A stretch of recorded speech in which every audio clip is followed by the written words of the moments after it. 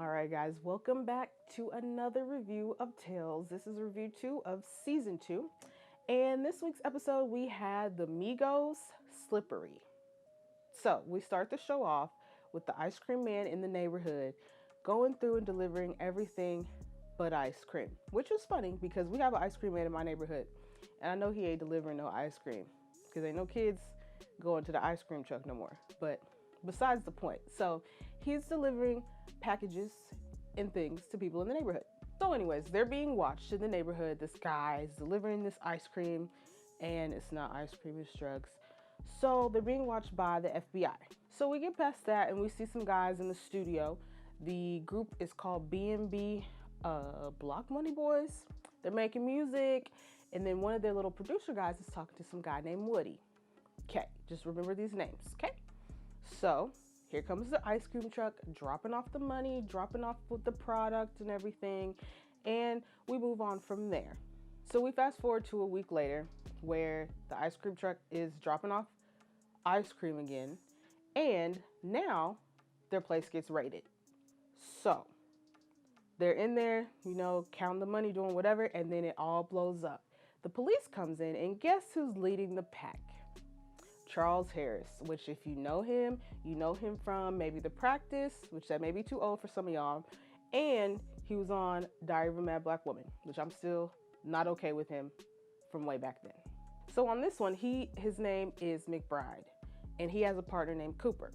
So they both raid the whole thing. They get the money, they get the drugs, whatever, and Cooper's just kind of like, this doesn't seem legit. Did you go through all the proper protocol? And he's like, no, but we'll fill them in later. So already he do up to no good as usual. So we fast forward 6 months later and we are in trial. So their lawyer, the little rappers, is D-Ray. He's supposed to be representing them and getting them off the case so they can get to go on tour. So we start off with D-Ray asking why McBride decided to investigate the B&B boys. He says it just kind of happened. They were small. First they were selling EBT cards and then they kind of moved up, which, pay attention here. They started off, they were selling EBT cards outside of a grocery store type place. Then this old man who owned the grocery store asked them to sell more. So he's the one that got them into the drugs. So this man got them into selling drugs, and McBride has been mad ever since, okay? And there's also this little boy named Woody, which Chaz, he's one of the guys in the group. He was texting him earlier. He's helping them with the whole operation. When this whole thing started, McBride never had clearance. He never had any permission to investigate them, but he went ahead with it anyways. So it kind of turns out that maybe McBride is a little hater, might be a little jealous because they're making money, and he was out to get them from the very beginning. Now we move on to Woody. He's now on the stand telling his side of the story. So he was there when the whole raid happened. He didn't know it was gonna happen, so he says, but the lawyer is trying to put it together that maybe him and McBride had a deal going on. So we learned that Woody was really cool with the group back in the day. But then they were like, nah, they kicked him out. Frank, one of the members, kicked him out and was like, you're not that great, you're not a good rapper. So maybe there's a little tension there. Then he brings in another female artist named Trisha. Yeah, that was her name. I think it was Trisha. And that's also his girl.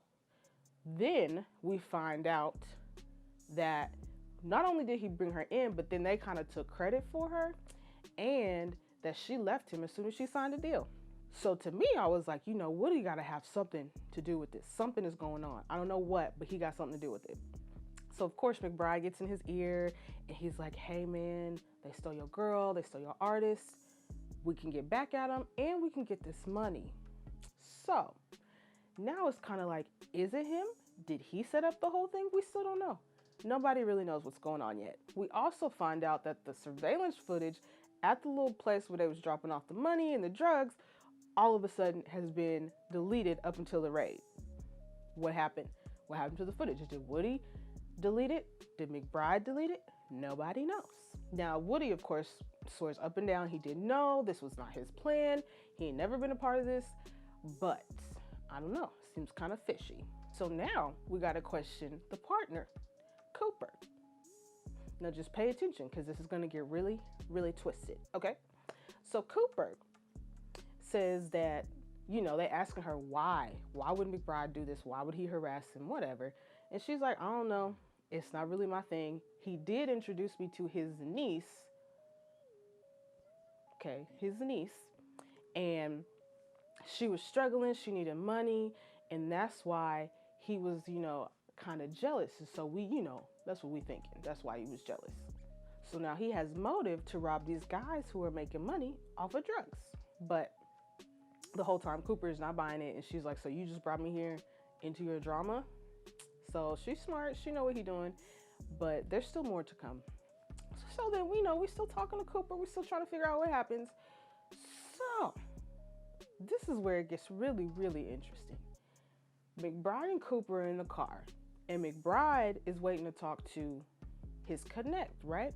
Who got all the info on the B&B boys, he gonna help McBride out. So while McBride gets out the car to talk to his connect, and then Cooper get on the phone to text somebody. Well, it's the old man who was at the store who started the B&B boys selling the drugs. That is McBride's connect, but McBride doesn't know that man, his name is Uncle Bo, is Cooper's uncle. So it looks like Cooper got a hand in this too. So anyways, we go back to the trial, and they're asking Cooper, like, why was he doing these illegal searches? What's going on? Well, as we're doing a flashback, we see that obviously McBride is crazy, But we also see a little twinge. I saw it. Little Tisha, or whatever, Trisha, I can't remember. She looked like she knew what was going on too. So now Cooper's off the stand. We don't think she had anything to do with it. She was just like an innocent bystander, right? So anyways, the FBI gets up there and they're like, we had nothing to do with this. It was all illegal. McBride was working on his own. So of course they had no choice but to dismiss all the charges. And the B&B boys were free. So they're free to go on tour, free to live their life. And McBride is in trouble. His supervisor wants to see him in 30 minutes, which means he's probably about to lose his job. So he gets in the car with who we think is his niece to leave. And Cooper leaves, the guys leave, whatever. So McBride, turns out, is on drugs. And this little girl is not his niece. Okay? So he in there, he's like, man, my career's over, but they thought they had me or whatever. So he in there doing drugs. And then, he has a little moment with the girl, and she's like, yeah, well, this is courtesy of Uncle Bo. And she shot him. Killed him. Dead. And I was like, so she is connected with Cooper, Uncle Bo, and she's not really connected with McBride. So my mind is obviously blown. I'm just all confused. So it turns out Cooper was behind all of it. Okay, she was behind the raid, the money, stealing the money, everything. She even had Woody and the B&B boys working with her too. So Cooper was a mastermind, and they were all working together. And one thing she said at the end is there's a fine line between crooks and cops. It's slippery. It's like the song, right? Okay. Anyways, so turns out at the end, everybody worked together. They got the money, they're going on tour, they're having fun, and then McBride is dead. Anyways, guys, that was it for this episode. It was okay. It wasn't my favorite, but I want to know what you guys think. So, get in the comments. Let's talk about it. Let's discuss it. Like the video, share it with your friends, and be sure to subscribe to my page. And I will see you next week for episode 3.